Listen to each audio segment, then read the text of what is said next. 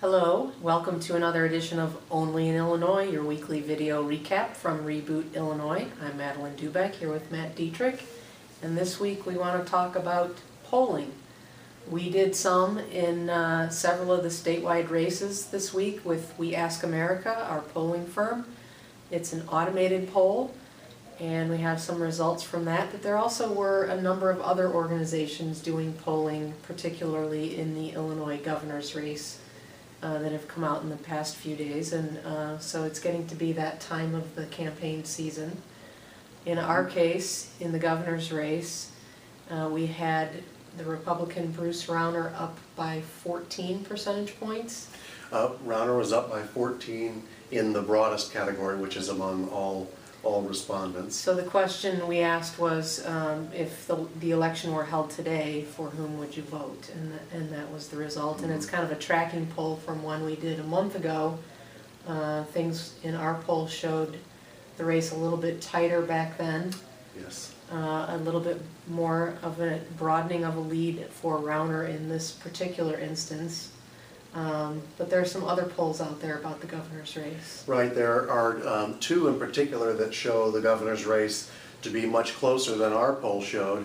One was by Harstad Strategic Research, which was a major polling firm in the Obama campaign. And Harstad found Rauner to be ahead, but only by 4 points. He had a 46 to 42 point margin in that poll. That was a live poll where the pollster actually talked to the person on the phone and asked a lot of different questions. Mm-hmm. Then there was a CBS New York Times online only poll, and that one put, again, we had Rauner ahead, but only by 3 points, 46 to 43. So pretty widely divergent results from... Right, and some of that, you know, there's a lot of different ways to do polling, and in each of these was done a little bit differently. So we'll probably see more of these as we see there, as Matt noted, there's quite a variety of results there.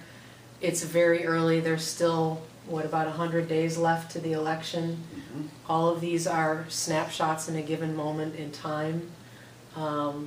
And so they shouldn't be thought of as a prediction of the outcome of something that's going to happen 100 days from now. Exactly, and as we've pointed out before, with polling, and especially with polling on Pat Quinn, in 2010, just a few weeks before the election, Pat Quinn had a double-digit deficit, and it looked like Bill Brady was going to run away with the election. It didn't turn out that way. No, the other thing that we like to underscore, and I personally feel very strongly about, is, polling is kind of a nice, useful tool and fun to look at from time to time, but it does not replace, comparing where the candidates stand on issues that we're all going to face as a state together, and so we plan to offer lots more to help you do that as well in the weeks ahead. But it's really incumbent upon all of us to make sure we do our homework and not just pay attention only to the polls. Exactly, and I've always thought of polling more as a good way of keeping interest in the election before the election, and hopefully making people want to go out and actually do their part and vote. Exactly.